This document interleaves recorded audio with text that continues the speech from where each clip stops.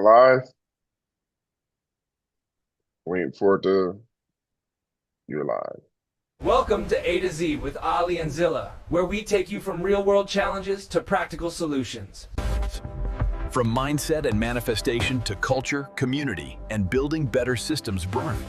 This isn't just talk. Let's get into it. Right, we're back live, and today it's all about who's shaping America for 2050. Got a silent takeover. Who's going to shape the world that we're entering into over the next few decades? This is an important topic that we really want to dive deep into because, hey, it's the future, especially if you plan on being around, if you have children. It's important to talk about what's really going on, what's shaping our reality that we're living in. I'm Rodzilla, putting the Z in A to Z. Oyanga Ali, what's up, man? What's up, man? Yeah, this is a very important thing because it's about what we are going to leave our grandchildren, our great grandchildren. How are we going to leave this world for them? All the things that are happening right now, and there's so many different things that are happening that are connected to create this future. And we're actually looking at 2050, right? Some of us Yeah, ain't going to be 2050. here that long. Some of us are going to be at the point to where we're not able to change anything, but we're going to see it. You know what I mean? Um, Sure. but this right now is very important. We're going to hit a lot of areas that need to be focused on, right? Yeah. And it is really one of those things to where, hey, everybody has some input, and everybody's Absolutely. input is important because everybody's living a different life and have different angles of viewing this. You know, Yeah. I seen a lady that was talking about she was in a different idea, but she was like, so if people are going to fight against everybody, if people are going to stand up and fight, who's going to be here when they die to help us? It's like, okay, if we're fighting for our freedoms, because that's pretty much what she was talking about, and fighting for the change, and or not to change. However, her mind was into the Israel takeover and all this other stuff, and us being the new Palestinians. That was my idea. She didn't say that, but but she was basically saying she's not going to fight. She's not a fighter. She just wants to uh, be around and live the change. So she has a viewpoint, and it is important for everybody to see because everybody's not going to take arms if we are invaded.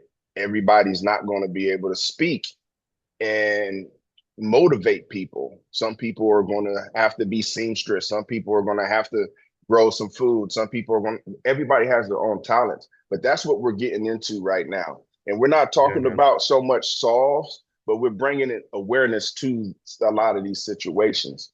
One of the Yeah. situations that we have, if you don't mind me going ahead jumping straight into it, is about the Uh, flock cameras. Do you mind? Do you mind? I mean, you already opened the window, man. Flock cameras. Uh, like you say, before you get into it, yeah, we're gonna Okay. dive deep. So if you're around, we're gonna look at flock cameras, security, what things we need to be on the lookout for because it all kind of is intertwined. These flock cameras that Ali is going to dive into is technology. Technology is going to shape the future.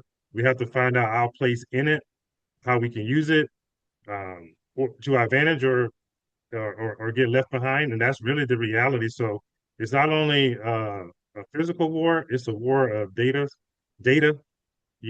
information. What's that guy, Alex Jones, who always, his name of his show was Info Wars, right? InfoWars. Yeah. Info Wars, which, it's all about the info. Knowledge is power. And we're going to bring some knowledge and perspective on a lot of different topics from economics, uh, healthcare, so on and so forth. So these topics all touch each and every one of us. So I'm ready to dive into it, man. Let's hit it. So flock cameras, what's going on Okay. with them? Okay. So some people don't know what a flock camera is. A flock camera is automatic license plates reader. That's what it's supposed to only be, right? And some police departments use it, private businesses use it, and everything like that for their data. Now, what we are seeing here in Las Vegas when it comes to the flock cameras, there's flock cameras all around where I live. We have a shopping center called a shopping area called downtown Summerlin. That's right next to the Red Rock Hotel Casino, and there's like a whole bunch of flock cameras at every angle around there. And one of the things about these flock cameras, they're not supposed to show uh, pictures of people's faces. Not supposed to take pictures or anything like that. But they have that capability. Um, they also have the capability to tap into Bluetooth devices, right? And if they're tapping into your Bluetooth device, we still got to remember what is connected to that. Remember they had trace contacting when Oh yeah, contact tracing during yeah, 2020. yeah, Yep. for that. That's still involved. That hasn't went away. They're just not talking about it as far as into the Bluetooth um, capabilities of these flock cameras. Also, these flock cameras have the ability to not just contact trace, but know everybody who's in your vehicle without seeing who's in your vehicle. You know, they have these flock cameras are supposedly, now this is the good side of what flock cameras supposed to do, like Amber alerts. They can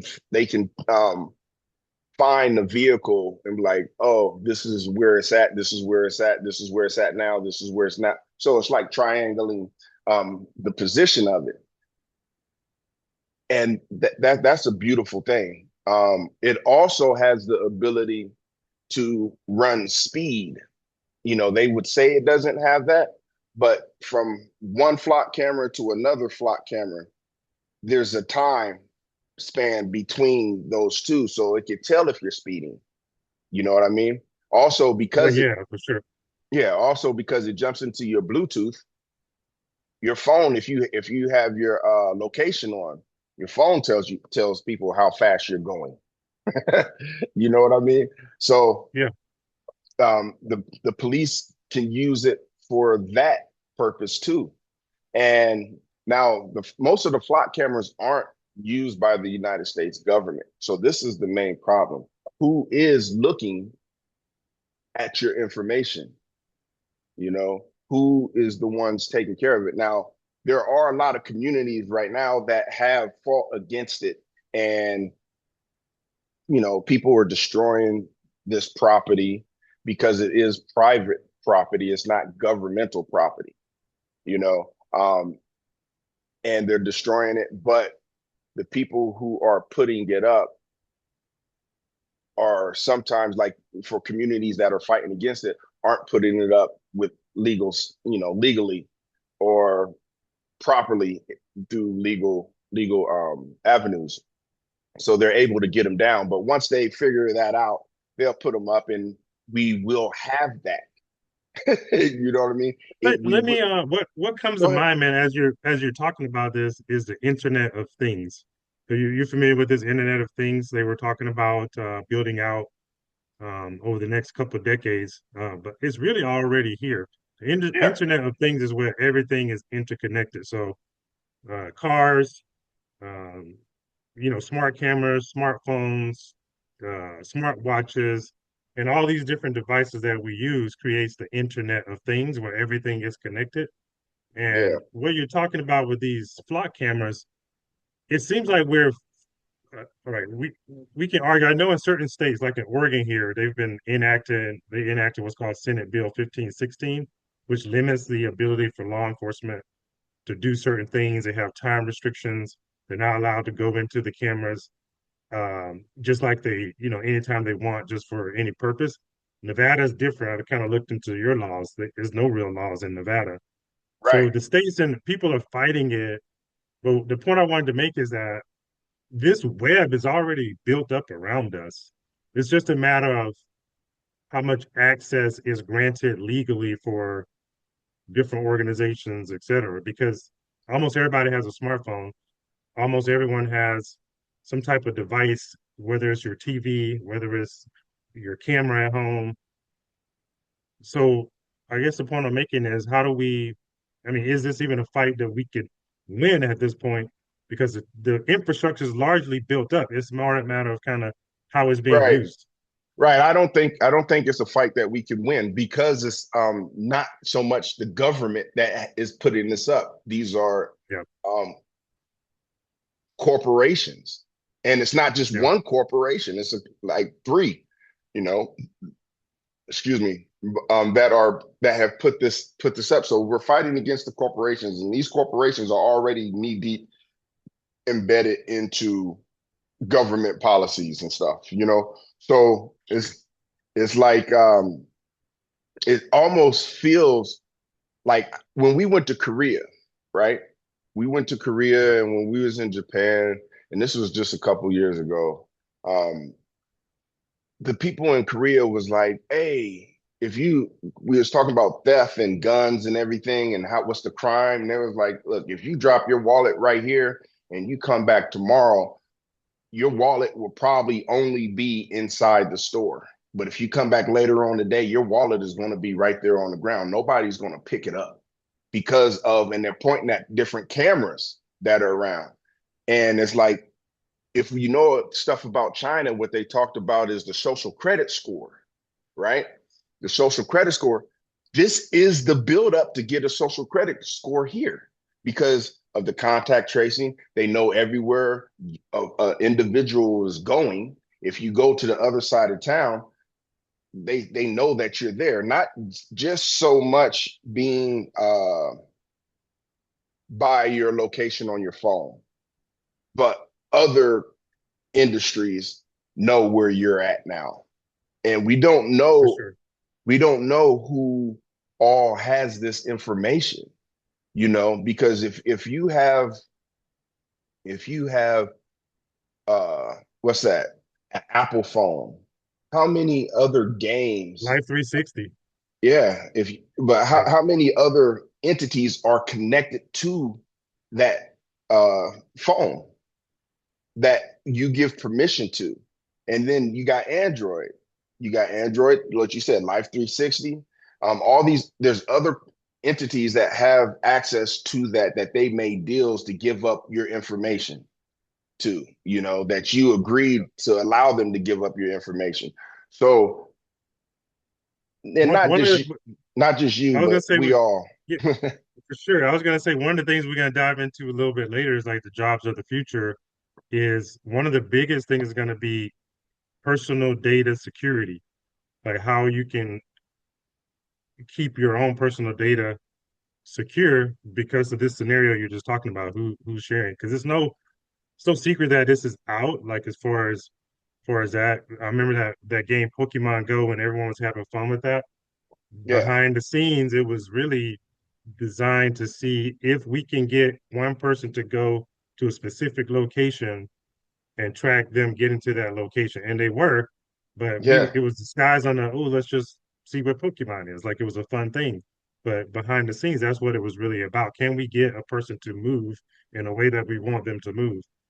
And I right, always think of Judge Dredd, right? Because you're talking about in Korea, pre-crime is one of the things that's this technology is implemented for, not only to prevent crime, but to get to a place where we can read thoughts and prevent a crime.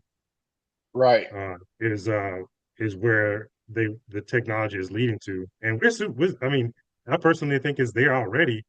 It's just a matter of like we were saying, like who has access and who and how can it be accessed right now.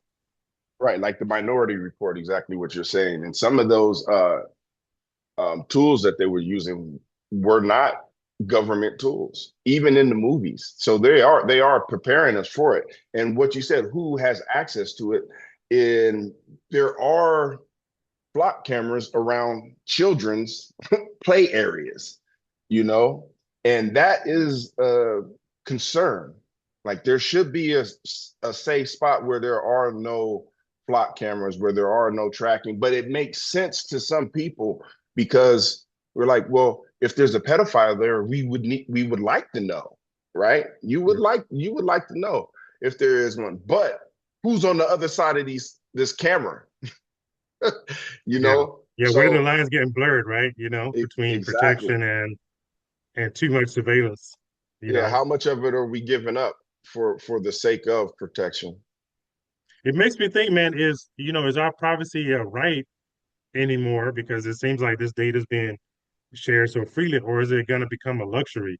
One of those cryptocurrencies that's out, what's it called? Monero, which is supposed to be one that's designed to shield your own personal information. It's going to be a luxury in the future to be able to keep your data private, you Oh know? yeah, it is now because I don't know if you remember quite a few years ago when they was talking about Jay-Z and Beyonce's phone bill and other people's phone No. bill. Yeah, there was like their phone bills like $20,000 or $15,000. I'm like crazy. Why is their phone and their phones cost so much money? And it is for that privacy. You know what I So mean? if you can buy a phone that's completely private, is what you're saying, and it could just cost lot more money. Exactly. Is And that what you're saying? we're gonna touch on that when we speak about the healthcare, how things are better, but it's gonna be way more expensive, Yeah. you know. So yeah, as far as getting the luxury of your own privacy, it's already happening now, but it's gonna be even worse. Or not worse, tighter, uh, more extensive in the future. Yeah. Yeah, man. I mean, what's kind of the most alarming thing for you when it comes to these flock cameras? I know it was something you really want to touch on. Is it just the ability to be private? Is it the ability to store it, or is it just overreach by the corporations? Oh, And yeah. go ahead. No, I just Yeah, believe it's an overreach by the corporations. And because we don't know what they're using it for. We really don't know, other than just information gathering, but it is a control mechanism. And who else is using it? The police are going to use it. We're just getting tighter and tighter on what our freedoms are. And it's going to make us more aware, which is not really necessarily to me a, a good uh, a good thing to be forced to be aware, true. because now we have to be aware of who we are hanging around, because of the possibility of social credit score. Hey, has this person ever been to jail? He's a good person, but he's been to jail. My social credit score goes down 2 points because this is my buddy. And my buddy now, even though he's a good person, he still has friends that are tied into other things, possibly. I Yeah. don't know. So now my social credit score goes down more because I went to his birthday party, and now I'm around Pablo from the or whoever from the cartel that murdered somebody that they know about, and I don't have no clue who this guy is, but we're in contact with each other. So Yeah, no doubt. it's just weird. I would like to throw this in, man, because um, oftentimes in our minds as citizens, right, we separate the fact that the largest corporation is the federal government because it collects all the data. So in a sense, not the data, the revenue, like tax revenue from all the corporations, they Right, they pay into it. So it's kind of managing all the corporations in a sense, right? Or it has some at least a relationship with all the corporations from a taxation standpoint right. and legislation standpoint and from regulating how business and commerce flows.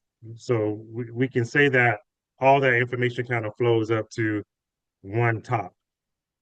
And when you think about it that way, and a corporation's only goal is generally to make profit and to stay around. And we have what they call a consumer-based economy. And the consumer-based economy, as we as citizens spend money into the economy, we keep it going, and we keep the economy or the country or the companies alive by spending money into the companies, which then Right. keeps the corporation alive. So Um, so the goal, I would think, then is to just continue to extract data from the citizens in order to keep them consuming, in order to, no matter what it is, whether it's consuming sports, whether it's consuming food, whether it's consuming um, shoes and luxury items, to continue to extract the data to use that to the advantage to keep the corporations going. A lot of it is that, and you can break that out in a lot of different ways of how that really works. Um, but it's no, and the power is in the people, right? The power is in the people, because if the people continue to be have their data extracted and used to their advantage, and we can know this because you'll have a conversation with someone, and next thing you know, you got an ad about the conversation you had. Right. But the power is in the people because the data is being used to, like you say, control, whether that control be how we spend our money, how we spend our time, how we spend our attention. It's up to us to determine how much we plug into that or how much we unplug from that, because the power is truly in the people. Because without the people's consent or continuing to buy or continuing to give your attention to things, then the corporations, in a sense, can't continue to thrive. So, That's 100% true, but there are mechanisms that are subliminal that we don't yeah, really have control over. And if you remember, this is back when we was younger. They was talking about subliminal messaging when they just put extra scent in the air for McDonald's. You can smell McDonald's, and French now fry all of a air company. sudden, yeah, or like a grill, and then they start having like the subliminal messages with the tones inside of the commercials, right? And Yeah. then they started talking about subliminal messaging through the blips on the phone, like the phone lights up, but we can't really see it because it's at a spectrum that we can't see, but our it does trigger something in our brain, right? So we have all these other things that are going on that we have to fight against. But we're not really getting into that, but it is keeping us involved into not being able to shut off, you know. Okay, I totally get what you're saying, for sure, for sure. So, um, in a sense, it's you saying that this is a much more difficult battle to fight than simply just being consciously aware of, I'm going to turn this off, I'm not going to pay attention, because we're getting messages that we're not even aware of to do Exactly. certain things. Yeah, I mean, Exactly that's what I'm real, saying. man. That's real. And you know, we wanted to dive into where all this kind of leads to, and because I think it's so closely related to this article I came across the other day about where we're going in 2050. And it was written by this freelance writer here, and it talks about so many different things. I think it was 12 different. Can you see that? Yeah, we can see. I can see it. Yeah, man. And I wanted to kind of, maybe we could hit all 12. We'll see how it goes. But how the landscape is changing. First of all, just America over the next few decades is going to change in color and race. And we see that kind of happening, right? But we also see the fight against it when they're trying to, limit migration. You can get into deportations and all those things, but how the population over time is becoming more. You're going to see more non-Hispanic whites will be falling, and the Hispanic population will grow substantially. Even Asian Americans will have doubled. Even expecting more Black Americans to African Americans will have grown by 30% as well. So the not only is America changing uh, informationally, but also in color, man. You got any thoughts on it? Nah, not my thoughts are basically how they're saying that minority. There's no way that we could be the minority or not. I mean, like if this is a People melt, of color, well, is yeah, that what you people, mean? yeah, people of color, but like I understand they're breaking it into different groups of people Yeah. who are um minorities, but it's also in that regard, there's French Americans, there. are, British Americans. They're not just American, you know what I mean, themselves. You got African Americans, you got Asian Americans, like you got different countries. So it's like I don't really want to get into I don't really want to get into that one, dude. I really don't because it's the world I, is changing. The world is changing, you you know know. what? What is interesting? What I will say that's interesting about race, right? People will say, like, quote unquote, black people are the minority, but around the world, there's more people who are, I would say, non-white than there are white people. If you Yeah, look at like 100%. Brazilians, Japanese, Chinese, uh, and that's just an observation. I don't know. I don't really know what to make of it. It's just an observation. Like when you keep hearing yourself referred to as a minority, it can kind of place a certain thought about where you are in a society. Yeah, So just something to be aware of. yeah. That's why I don't want to talk about because that can bring up a lot of hostility and discontent in emotions or feelings or whatever for Okay.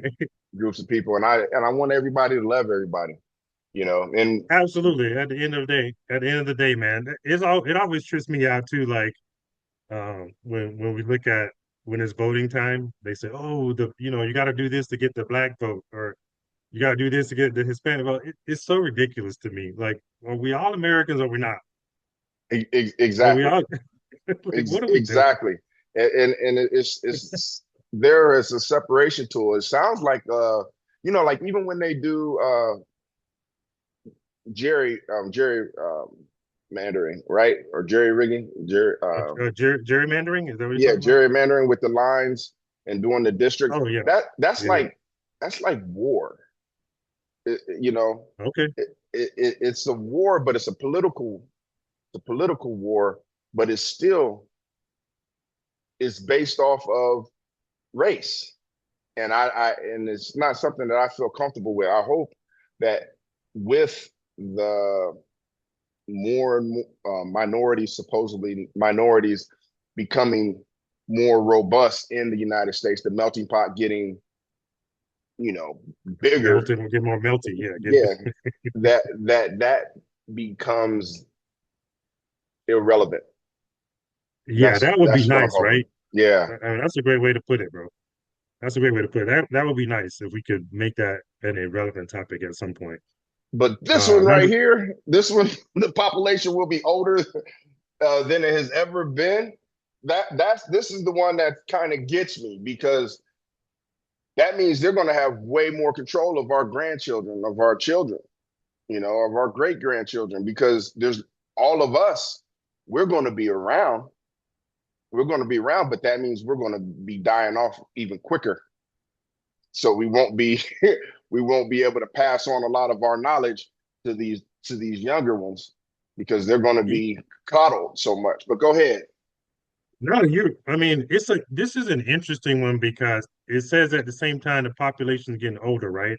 And Yeah. a lot of the reasons why I think the population might be getting older is because of healthcare, in a sense, is becoming more automated through technology. So the technology is allowing us to, you know, maybe 3D print organs and hook us up to things like infrared saunas and things that are supposed to help.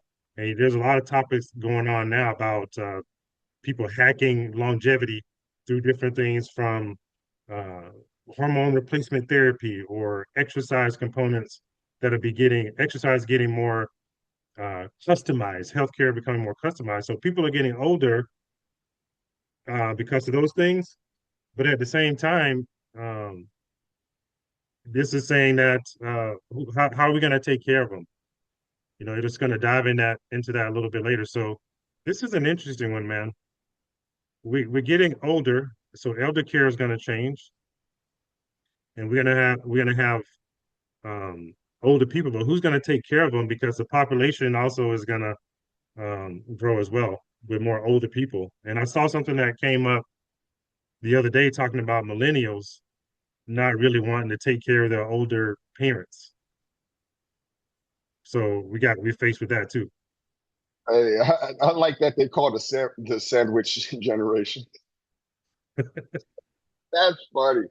That's funny. Who's in the sandwich, man? Like they putting the older people in the or is it I us? Are think we in the so. sandwich? I Okay. think that's us. I think that's us. We maybe people don't eat sandwiches. The young people don't eat sandwiches anymore. I don't know.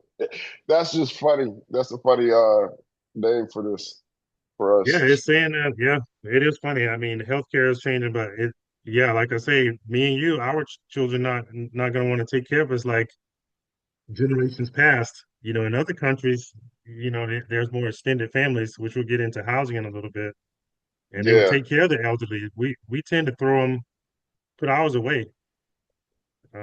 So it's gonna be interesting to see how there's more older people, but how are we gonna take care of them, man? Probably gonna be like the Matrix, where they just sit around in houses on machines.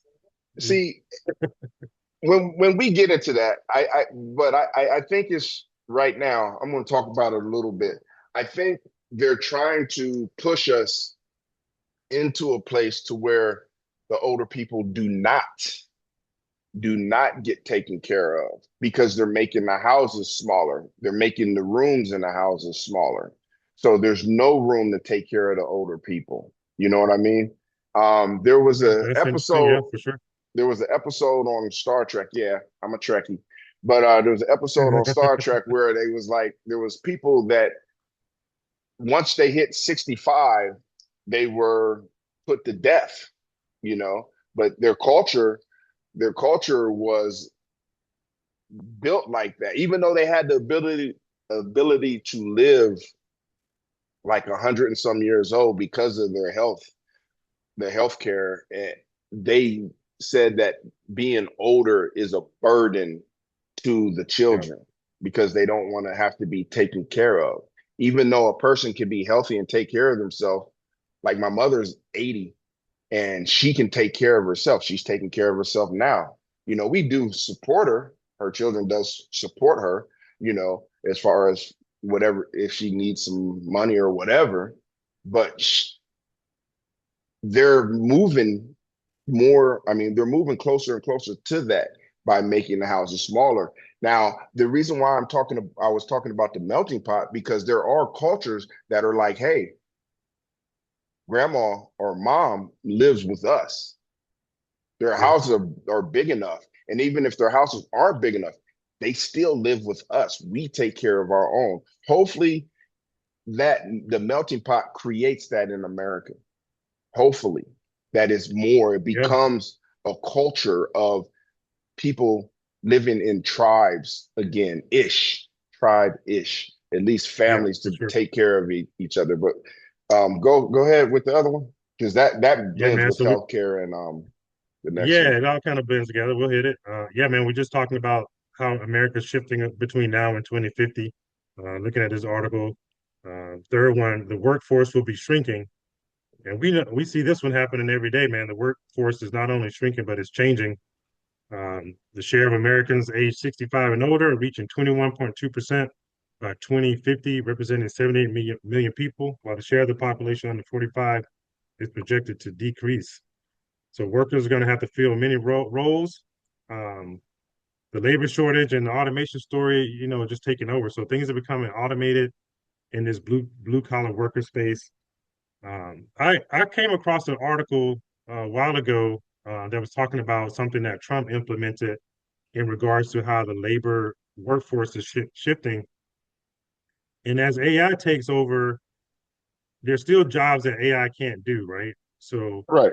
A um, few. so they were starting to get, yeah, a few starting to get more apprenticeships online and bring that back into the fold as a way to educate the workforce of the future. Yeah. And education is shifting from the bottom up. We see more.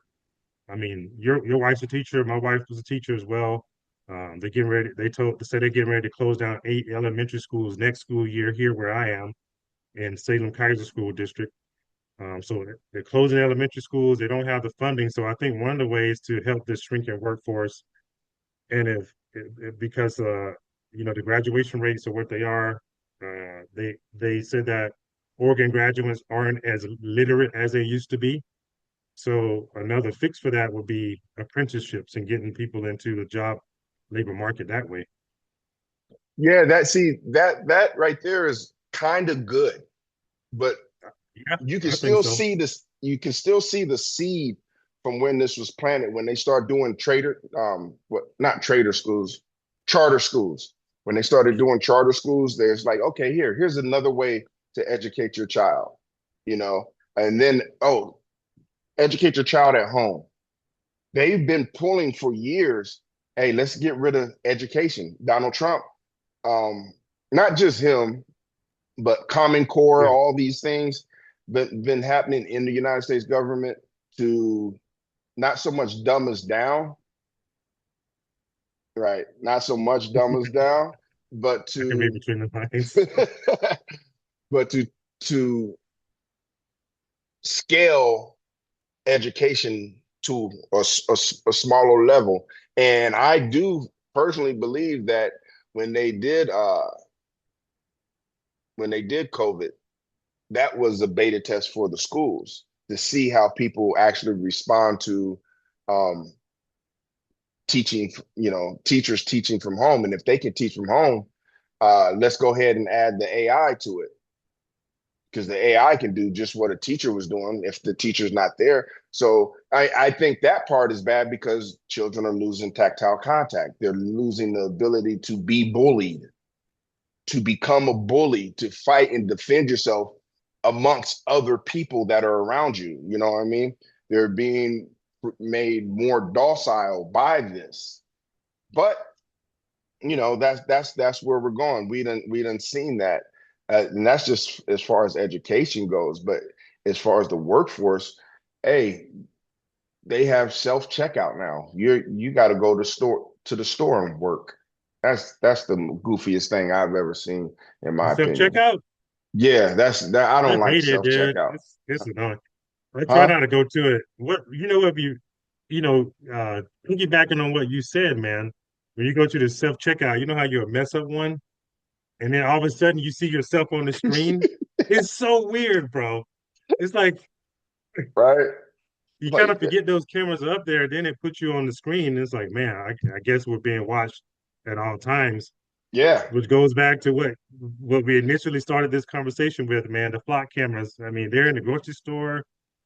It's everywhere, man. yeah, Always being surveilled. So it's wild, man. It's yeah. wild. They're doing it at the fast food, and like we had this conversation before. Even here in Vegas, and they probably got it in a lot of other places, but they got places where you can get a smoothie, a machine that gives you a smoothie. They got machines here that make pizza slices for you. You know, um, so I mean, like, there's a lot of people think that a lot of jobs are going to be still around, but when they're cooking your food from a vending machine, you know, or uh, they have all these flock cameras, what will they actually need security for? You know, security personnel. And they're not going to need too much of it.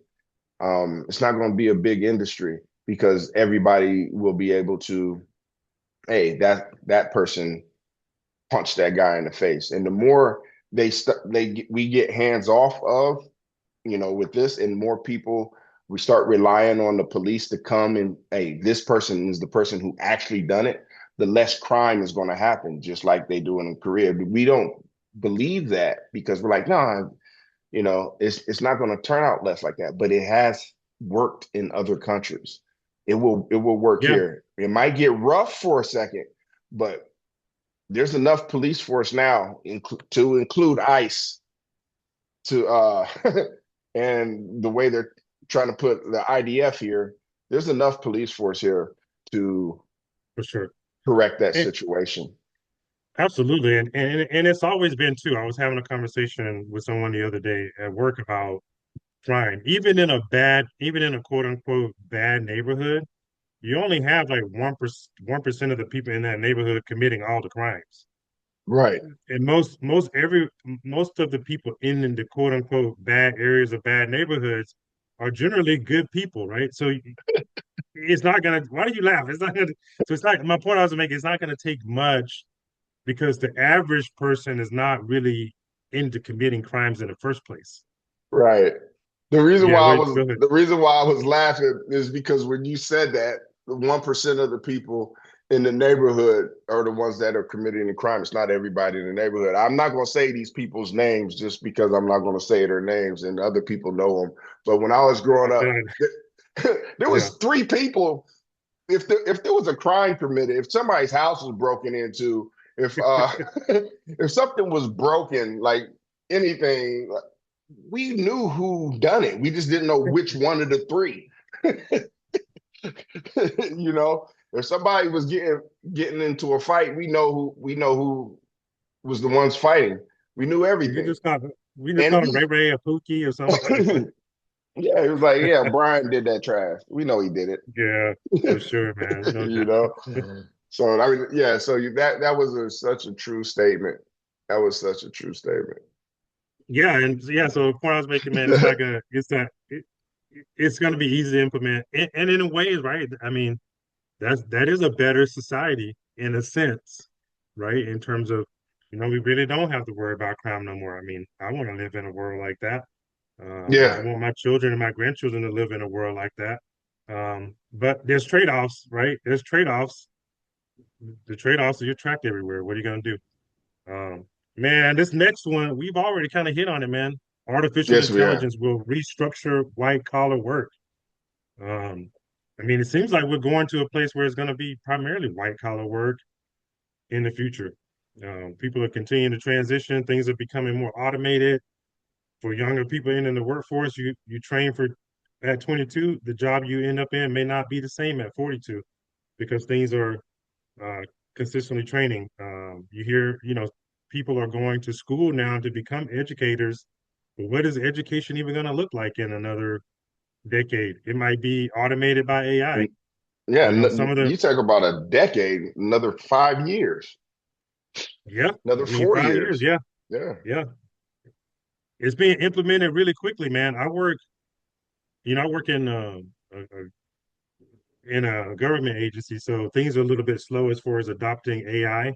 And that's the one thing about corporations. They're very nimble.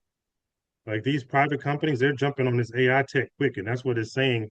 Like this thing is being implemented at an alarming rate. Either you're going to get on or you're going to get left behind. I was looking at some of the jobs that's going to be, um, jobs that I guess jobs you want to get into that are going to be successful jobs in the future. It's going to be things like cloud architects, healthcare specialists who know how to understand technology and work with it, um, automation engineers, AI people who can implement AI. Of course, sales leaders are always going to be top notch. Um, Cybersecurity is going to be a huge job in the future, just because for the reason we were talking about, flock cameras, all those different things. People are going to want cybersecurity, people who can automate, learn how to use what do you call it, legal experts in IT and IP. IP being intellectual property. And you can see that kind of taking place, right, as you watch Instagram, LinkedIn, so on and so forth. People are creating their own products. They're pulling away from corporations, pulling away from their companies, and becoming entrepreneurs through their lived experience. So they're putting like, my wife's into like reselling stuff. So you see a lot of people who go to Goodwill, they resell stuff, and now they're putting that out to teach you how to resell. So a lot of people are getting into creating their own businesses around the things that they've experienced. So that's just going to continue to grow. I saw that that's going to be nearly what I think $1 trillion industry, intellectual property over the next few decades.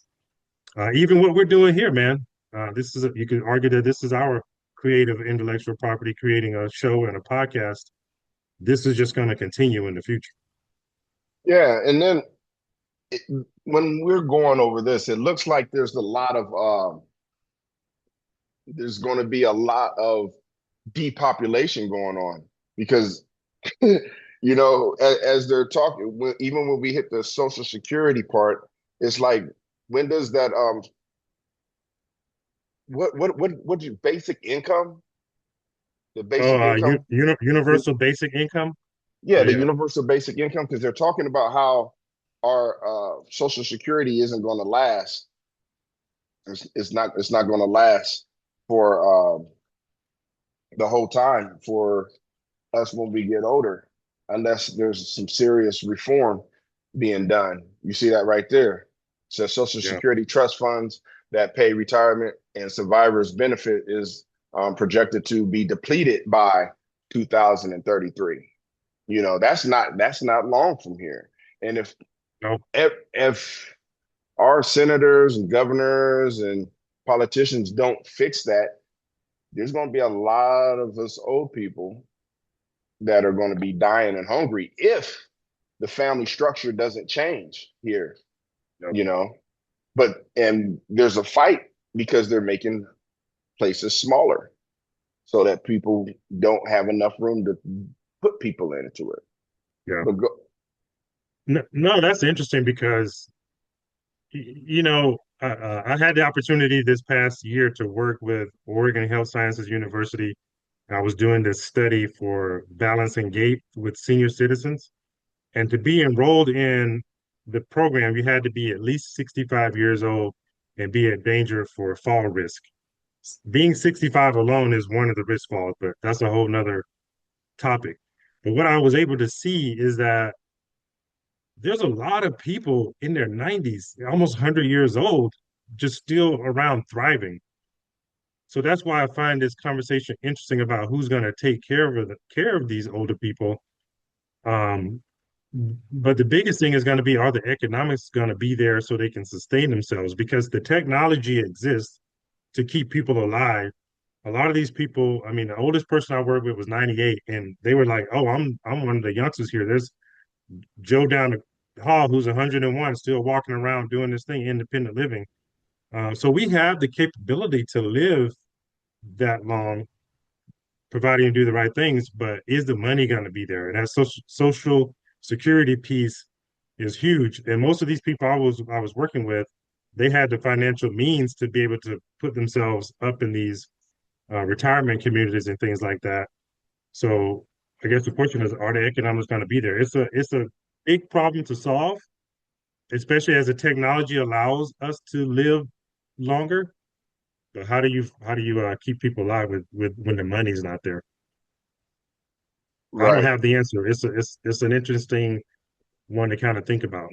The only way to keep people alive when the money is not there is for people to live with their families, and for the older people like us to start doing stuff like sprouting, and growing our own food, and using home remedies and stuff that we used to do a long time ago. Go back to Yeah, using those type of medicines and the natural holistic type of medicines. But then you got this with the global warming causing all kinds of changes that's going to be yeah, destroying land in these lands that is going to be looks like going to be destroying the coastal lands. There's a lot of good soil there, to grow things, so we got that to deal with, which is going to cause a lot of diseases and cause a lot of, I mean, and that's through mosquitoes, and then a little bit of famine, you know. yeah. I mean, that's an interesting thing. We're still talking about how America's going to be shaped in 2050. We're just going over the talking points on this article here. How will America look about a year 2050? So I'm gonna jump back down, man. This is one you mentioned earlier about internal migration, how it will redraw the political map. And you're talking about gerrymandering and things like that, and how the districts are being shaped. And this is huge because it does piggyback with what you were saying earlier when we were talking about the flock cameras. Where you live at has a big tell on how this technology is implemented. And a lot of that is based on how the votes go in those specific areas. Right. Where I live, where I live in Oregon, it's very it's not very densely populated for a state the size that it is. There's only like one major metropolitan area in the whole state, and that's Portland. But the state itself is huge. So with that, it's a lot of rugged terrain that has been untapped when you talk about the political climate. So that means it's more of a, um, I guess, more of a rural type of thinking, more family oriented state than some places that are very, what do you call it, metropolitan. Nevada's kind of similar too. It only has one major metropolitan area, and the thinking is much different there than it is across the whole state, just like it is in Oregon. Yeah, and then you got right here the housing crisis, and there are a lot of younger people that aren't seeing that they are going to be able to actually be owners, own people's homes. And a lot of adults right now are renting. There's people our age that are renting and not owning their own home or even trying to own their own home. And even with that idea, even if a person does like have property and have their house, I wonder if by 2050, will the taxes go up so high that a person cannot maintain the property tax for a house that they already own, you know? Because it's getting bad even for people with HOAs. These HOAs are just going up and up and up. And I'm in the HOA, so I know that is real. And I talk to a lot of people from other HOAs, at least here in Vegas, and all of the HOAs are going higher and higher and higher. I remember when we got here in 2013, our HOA fee that went up as far as percentage, I don't know, but I'll say it went up $80. $80 a month from where it was. And it's only going more, growing. Yeah, So that is something that is really important to take care of. So right now, I think people need to stop. Whoever's struggling, whoever is buying their house right now, and you have children, keep your children with you. Don't kick them out. Let them go to school and live at your house. Make them get a job and put money into the house. And when they put money in the house, don't just say, okay, we putting the money in the house and you're going to buy the food and I'm going to buy the food. Hey, some of this, start teaching them economics and make them start paying for not so much rent, but show them the bill, educate them. This is how much our mortgage costs. Put some money from your job. I know you only like they may only be making $100 a week. Give us $10 out of that $100 because mortgage hits us in the mouth too. You know what I mean? sure. Yeah, just give us $10. We'll throw that straight in the mortgage, but you still got to buy some food too for the house or do some kind of Yeah, chores, something. But so that your house can be paid for by the time they get older, so that they can have the house. And as you getting older, make sure you put the house in their name. So, go back over the paperwork, put the house in their name. So if you pass, they don't have to go through all the garbage. Their name is already on that mortgage, already on the deed for the house. Go for ahead and sure. do the work. Do the work now because it is that important. So your children can have a place to live, so they don't have to be renting. And then start Yeah, teaching them the value of living or having a base to go back to instead of always bouncing around because that stuff that Elon Musk is talking about, I don't own nothing. He's a multi-billion, trillionaire. Oh no, he's about to be a trillionaire. So he doesn't have to own anything because he owns everything. You know what I mean? He doesn't have to have a house because he has the ability and he can afford to go from here to here to here to here at any time he wants. Plus, he has that celebrity status. Yeah, they come stay with us for free. So we can't listen to their way of living. Well, a lot of us can't because we're not trillionaires. We're not multi-billionaires, you know? So make sure you get your house taken care of, you know? That's really important. We can go ahead and move. I'm sorry. No, no, those are great points. I did want to say about that. Um, yeah, the point you make is fantastic about pooling money together because, as we know, real estate has been one of the real estate and property ownership has been one of the largest wealth creation vehicles in history. But also, as while you're doing what Ali said and you're letting your kids stay at your home, one of the biggest things that's going to be driving the economy in the future is intellectual property. So if you can teach your children or your children have something to offer, how can you monetize that intellectual property that your family or you have to use that as a wealth creation vehicle as well? Because it's experience is the greatest teacher, and we all have experiences, and sometimes we have experiences that we can monetize if we really look at them closely enough, and that can be a property vehicle that you can pass down wealth for as well. You know what I mean? If you were a plumber, you create a manual on how to do plumbing. You Right, teach your children how to plumb, and now they got a manual that they could sell or teach that skill. That's property as well. It's just up here. So right. make sure we're capitalizing on that. Yeah, More not also. worrying about licensing because that right there is the trap so that people don't be able to move from one place to another freely or gain their own money. That so if they have the money, if they have that information, if they have that information, they can sell it, and would be easier for them to get that licensing. And we're right here at renewable energy. That's really big here in Las Vegas. I don't know how about over out there in Oregon. Renewable energy is coming bigger. I know something just got signed to add more charging stations for electric vehicles and stuff like that.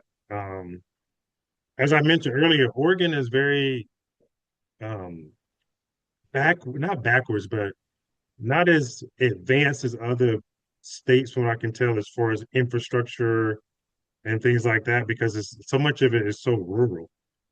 You know what I mean? Um, Yeah, I'm in the second largest kind of metro area, and it's only like 300 some thousand people here. So things are changing, shifting. The electric grid is kind of old here, so I definitely see that taking off in the future. So it looks like we got about what 2 minutes, man. yeah. Get ready to wrap We can this thing. go over, but or we can just hit this later. We can keep on going. It's whatever you like to do, brother. Healthcare more expensive. I'd say we can end it on this one, man. I mean, we know healthcare is getting more expensive and more personalized. That's going to continue to grow, especially when people can start to. I've noticed as I've been in the fitness industry that people are becoming more savvy when it comes to understanding what's going on with themselves with the advent of AI, Google, all those things. So that's just going to continue. But I mean, we can end on this last one because you touched on it a couple times. The definition of family will continue to evolve. I think that's Yeah, important. We could probably a good note to end on because yeah. you Before know we we end all on have that one, family. yeah. Yeah, go ahead. Before we end on that one, we're gonna go ahead and hit the other one that they said is to change. It's real quick though. Yeah, go for it. The politics, the This one, American. the American democracy. Yeah, that right there, we don't have to think about because of the Epstein files and everything that has happened, and we haven't been able to change. We haven't been able to do anything about the pedophiles. We haven't been able to do anything about the wars. We haven't been able to do anything about the people come stealing children. So that part, the politics of America, we just have to figure out how to do something different as a people. So now let's go into the family. All right. All right. The American household of 2050 will bear only a passing resemblance to the mid-century norm of married parents and biological children under one roof. Multi-generational living has already been rising. With housing costs increasing, chosen family will continue to gain cultural and increasingly legal recognition. So a chosen family, That's an interesting way to put it. So choosing who you want to live with in the future. And what's interesting is I know here there's so many more like multi-family homes being built versus in comparison to single family homes, which kind of What's the I guess difference? Explain to me the difference between multifamily and single family. oh, so a single family home is like, you know, you have your residence that's detached from anything else. So multifamily being more like a condo, townhouse, apartment complexes, those types of things versus a single family residence. Okay, okay. Yeah, Just making sure. yeah, yeah.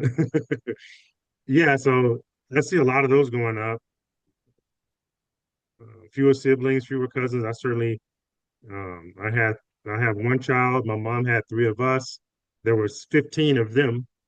Right. So we definitely see the families shrinking. In fact, I hear more and more people not even wanting children. Uh, these especially you know, younger generation. So Yeah, especially that's going to be in an Japan interesting. too. I know we're talking about America, but that's kind of spilling over here in America, probably because of their culture. They don't want to be a burden to their parents, and they don't want Yeah, their parents to be a burden to them. And so it's just it's a lot. There's a lot of stuff that is becoming in this melting pot, and it's the way of thinking, and we need to get out of this way of thinking because this way of thinking is what is making us disconnected.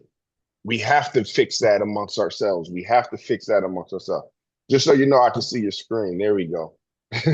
uh, but we have to fix that amongst ourselves in order for us to survive as a people and to continue to have tactile contact and continue to breathe life into one another. Because we are not going to be able to do that with all this disconnecting, with all this, unless the multifamily home you have what he was talking about, like apartments or condos, unless you have your grandmother living over here in that same structure and your cousin living over here in that same structure. You know what I mean?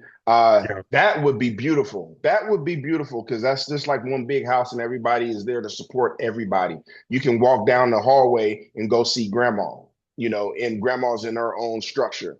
I mean, her own house or apartment or whatever. That is something that is would be beautiful. And that's what I was talking about, the tribe mentality. We need to start bringing that and keeping that closer. And I'm thankful for the cultures that we have here that are still like that. And I hope we stop making them seem like bad people or a failed culture because they do that for their family. And hopefully they start spitting that out so everybody can grab and understand how much love there is to have your family in the same area. You know what I mean? With you, so you can take care of them, so we can still maintain our libraries, our older people that have that information that we didn't go through, that can share, and then younger people that can give life to the older people, and can still take care of it. And they can see and grow with the grandparents, and they can know what it's like to be old instead of having an idea. They can know my grandmother was loved. I want my family close because my grandmother had 14 grandchildren, that loved her and that took care of her, that we seen, and or him, grandpa. Let's not forget grandpa because we're men. I want my children to love me too. But no doubt. yeah, well, you can go ahead and get ready to take us out of here, brother. Yeah, man. Yeah, this was a Last fun one, word. man. Um, you know, technology is going to shape us one way or the other, and our hope with this conversation was that we start to ask good questions, talk to people around us, so it can help us grow in a way that we become even more connected in this reality and not just online. Because at the end of the day, we live in the real world, the augmented world or the artificial intelligence and the metaverse. All those things just should enhance the world that we live in. And that enhancement in the world that we live in is only strengthened by the connectivity and the relationships we have with those around us. We always hope to bring connectivity with these conversations. Sometimes we dip into conspiracy or different things like that, but at the end of the day, the goal and the desire that we both have is to unite, bring everyone close together so we can have intelligent conversations that do just that. So A to Z, it's been another fun one. So we look forward to seeing you back next week, same time. Have a great one.